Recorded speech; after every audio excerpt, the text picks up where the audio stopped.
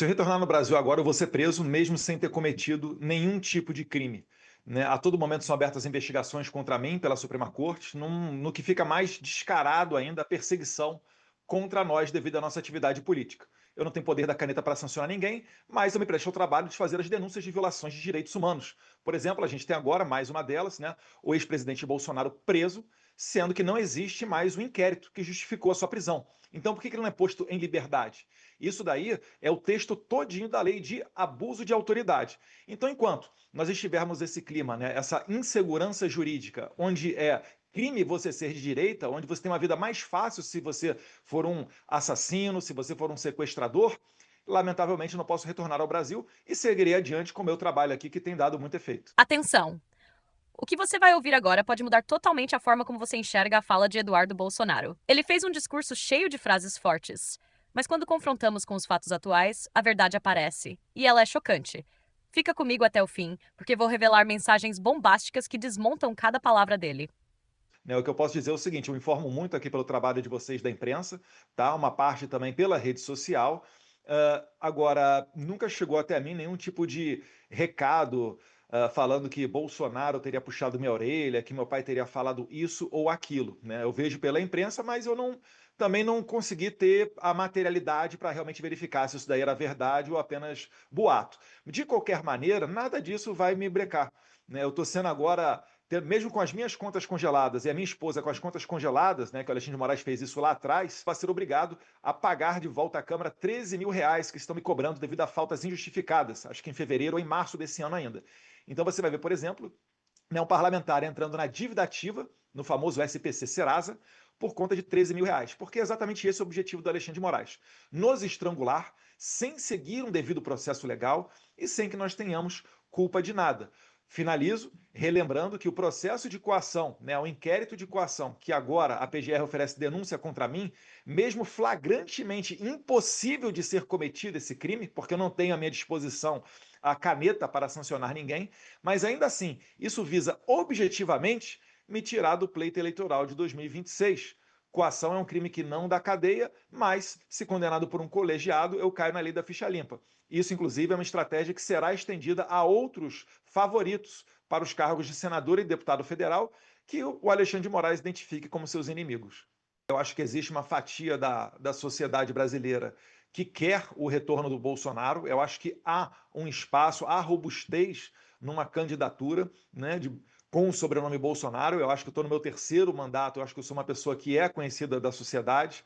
Coloco sempre as minhas opiniões à disposição do escrutínio público e eu acredito que nós estamos no momento em que eu estou maduro o suficiente. A única coisa que me fará não sair candidato é a candidatura do presidente Jair Bolsonaro. E vale lembrar, né, na condição que Bolsonaro está hoje, que eu considero na condição de refém, nós não podemos exigir dele que seja feita uma livre tomada de decisão. Então, assim sendo, se as estratégias, né, dos nossos opositores é forçar Bolsonaro a tomar qualquer tipo de decisão, eu estou aqui tendo que me retirar da corrida presidencial, o que ficará caracterizado não como uma democracia, mas sim como uma ditadura, o Brasil. E vai sofrer as consequências de uma ditadura, provavelmente. Ele insiste: existe uma grande conspiração da mídia para destruí-lo. Mas os jornais apenas divulgaram fatos. Investigações oficiais, decisões judiciais, provas documentadas. A única possibilidade de eu não me candidatar é a candidatura do meu pai, né, do presidente Jair Bolsonaro, que não vejo motivo nenhum para que ele esteja preso. Se nós estivéssemos numa democracia normal, ele seria o candidato natural.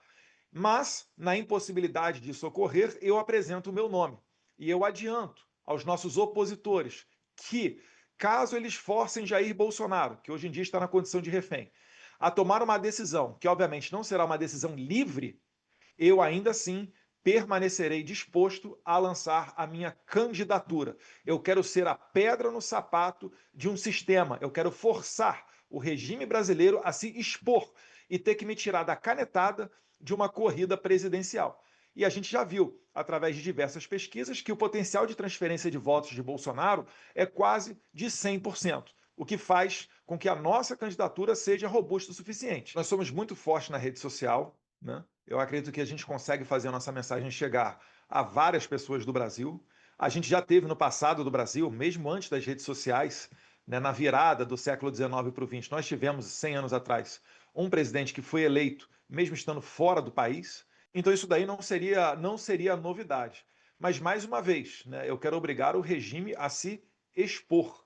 Eu acho que eles vão fazer de tudo para tentar me condenar. A gente está vendo agora uma mudança da água para o vinho, da maneira como o Moraes tem abordado a questão das notificações internacionais.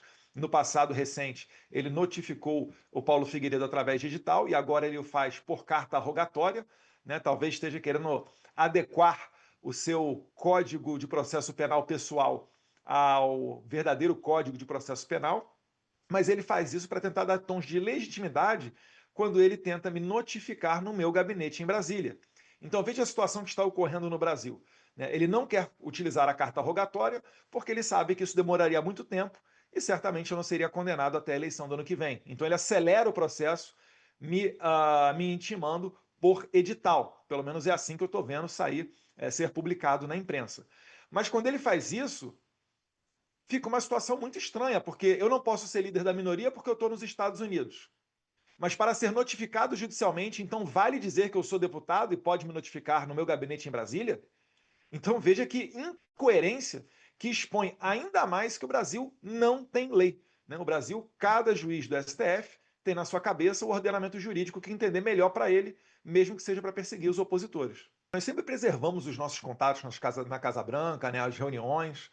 Podem ver que quem me acompanha pela minha rede social, principalmente pelo Instagram Bolsonaro SP, você dá conta de que quando existem fotos eu com Paulo Figueiredo, normalmente não tem mais ninguém ao redor, a não ser que as pessoas estejam ok em se expor. Isso é por quê? Porque a gente sabe que na medida que os nossos inimigos vão identificando os nossos parceiros, eles tentam minar essa relação. Mas o que eu posso te dizer é que nós somos muito bem recebidos na Casa Branca e também no Congresso norte-americano. A gente agradece os nossos parceiros e é graças a isso que a gente está vendo agora, por exemplo, o Congresso Nacional votando o requerimento de urgência da anistia, aprovando com 311 votos. Se não fosse a pressão vinda daqui dos Estados Unidos, certamente nada disso estaria acontecendo. No nosso projeto inicial, nós sempre buscamos sancionar individualmente o Alexandre de Moraes e todos aqueles que se prestavam a ser os seus cúmplices. No entanto, o presidente Trump optou pelas tarifas e eu confio e acredito na habilidade do presidente Trump para solucionar essa crise institucional brasileira. Tanto é que eles próprios dos Estados Unidos dizem que da tarifa de 50%, 40% é um problema institucional e apenas 10% seria um problema comercial. No entanto, se permanecer o atual cenário brasileiro, a atual crise institucional, nós vamos chegar numa eleição de 2026 com a direita sendo varrida no tapetão, a começar pelo presidente Bolsonaro. A pessoa que está injustamente presa em prisão domiciliar há 60 dias, mesmo sem ter um inquérito que o justifique. Várias outras pessoas estão sendo incluídas em inquéritos, inclusive, evidentemente, favoritos ao Senado Federal. É o caso meu, Gustavo Gayer, Carlos Bolsonaro, Flávio Bolsonaro, Bia Kicis. Semana passada, o Flávio Dino abriu um inquérito para avaliar fatos relativos à pandemia, dentre eles desobediência. Ele desarquivou a CPI da Covid, tocada por Renan Calheiros e Omar Aziz. Então isso daí deixa claro que a direita vai ser perseguida nos tribunais se essa Suprema Corte continuar forte. O que nós desejamos? Como primeiro passo, uma anistia que se inicia em 2019, né, marco inicial, aquela abertura do inquérito das fake news, totalmente ilegal, e de lá para cá, todos os fatos políticos que eles sejam anistiados. Por quê? Porque senão, a todo momento, o Flávio Dino vai fazer igual ele fez agora. Ele abriu um inquérito sobre a pandemia, daqui a pouco ele vai abrir outro, vai jogar mais gente ali dentro, essas pessoas vão sendo condenadas, e condenadas pelo STF, elas entram na lei da ficha limpa, ficam impossibilitadas de se candidatar.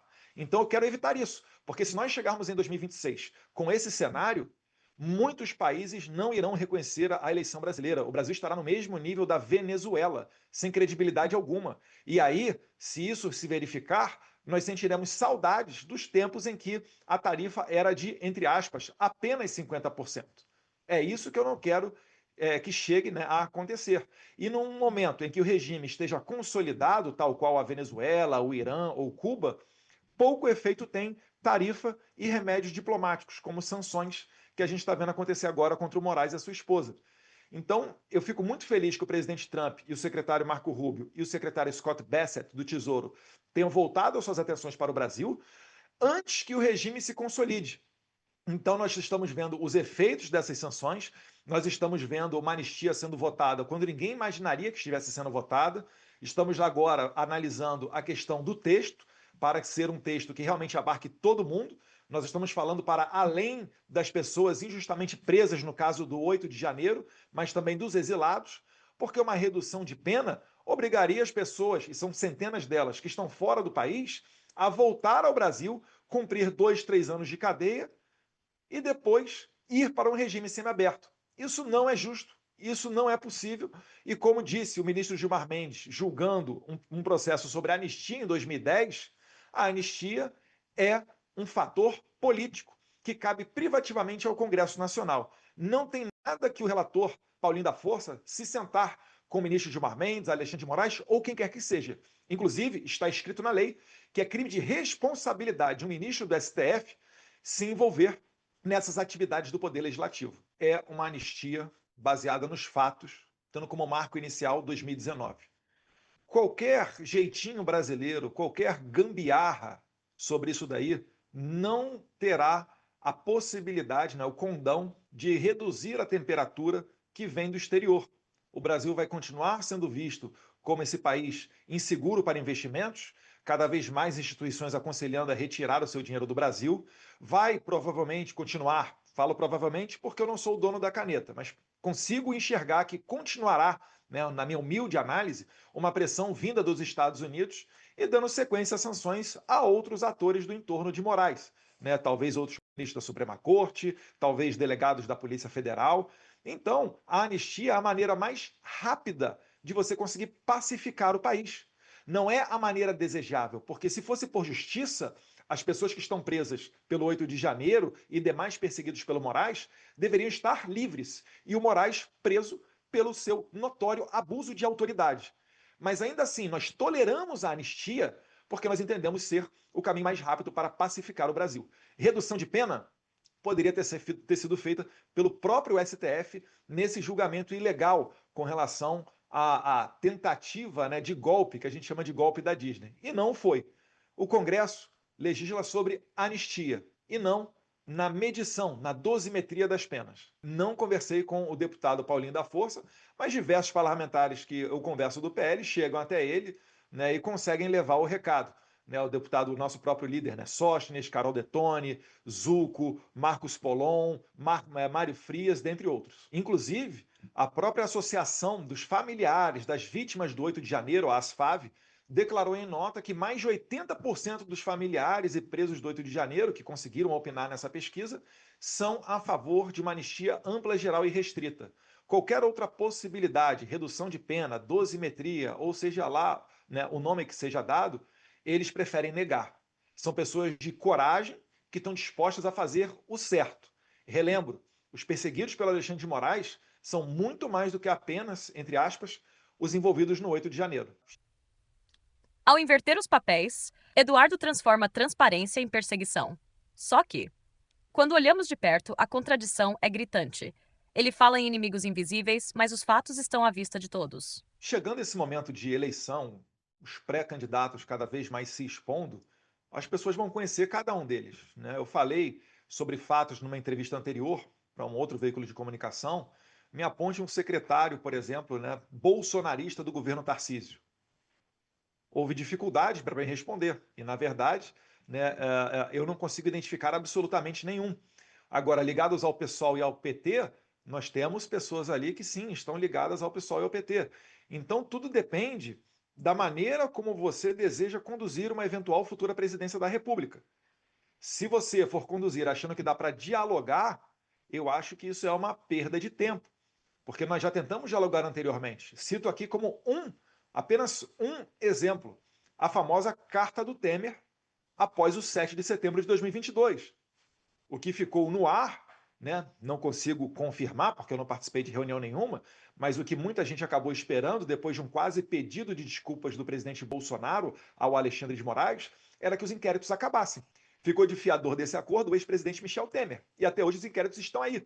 Na verdade, cada vez abrem-se mais inquéritos.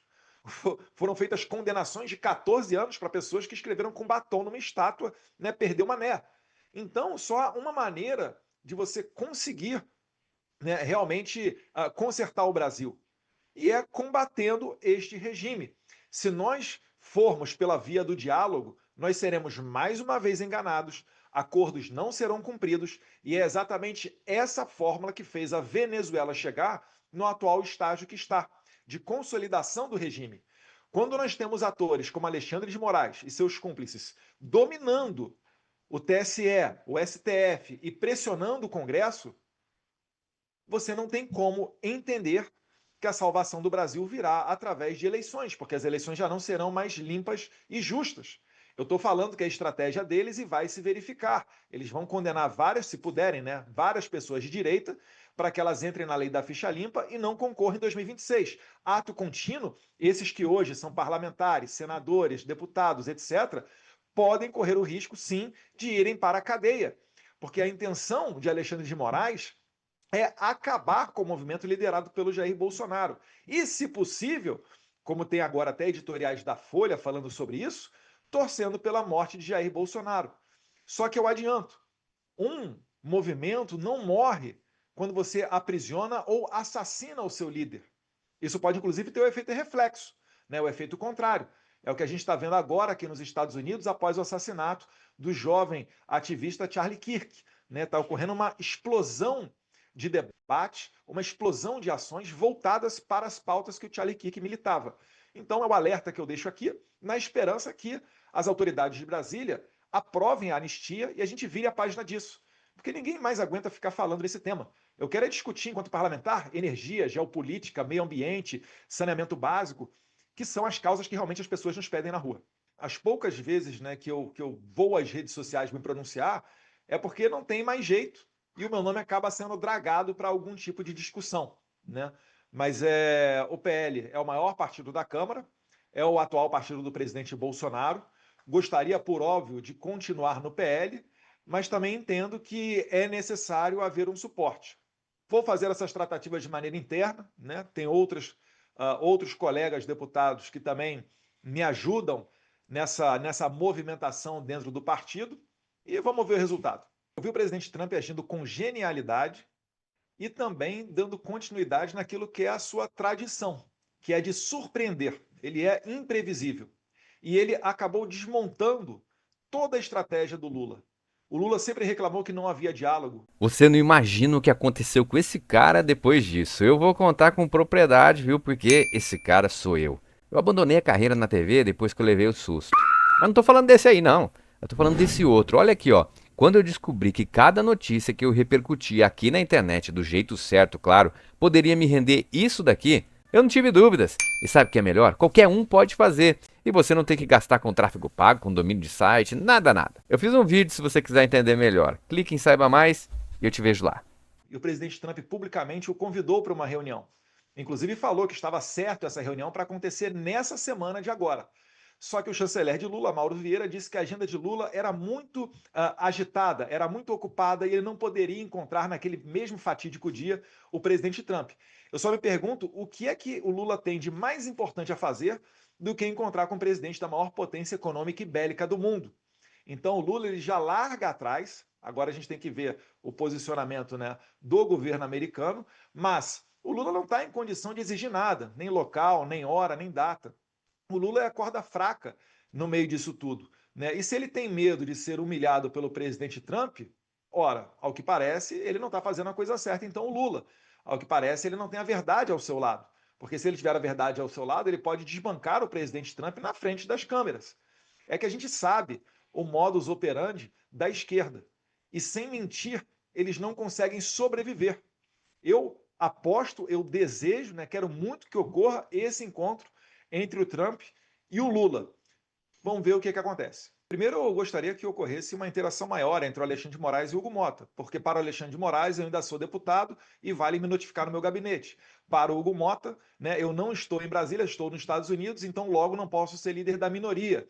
Há uma situação jurídica bizarra no meio disso tudo. Mas, no trabalho que eu estou desempenhando aqui fora, pouco importa já você ser deputado ou não. As pessoas que eu consigo acessar não abrem a porta por conta do meu título de deputado federal. Por óbvio, eu gostaria de mantê-lo e honrar a representação, né, a confiança que eu recebi dos meus mais de 700 mil eleitores por ocasião da última eleição. Agora, isso daí de maneira nenhuma vai me intimidar ou nortear o meu trabalho aqui. É público e notório que eu estou vivendo nos Estados Unidos, né? Tanto é que estou levando falta na Câmara e que o presidente da Câmara não permite que eu assuma a liderança da minoria embasada nisso. Então, né, isso daí, na verdade, é uma manobra do Alexandre de Moraes buscando a minha condenação. O crime de coação, ele não dá prisão no Brasil, mas pode gerar inelegibilidade.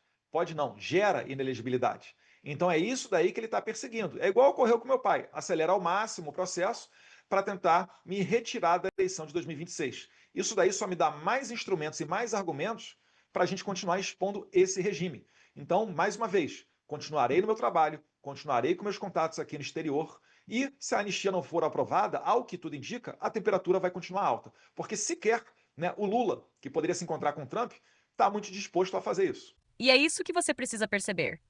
Por trás do discurso inflamado, não há força. Há fragilidade. Eduardo Bolsonaro tenta sustentar-se em palavras, mas os fatos atuais mostram o contrário. E quanto mais ele fala, mais a verdade aparece.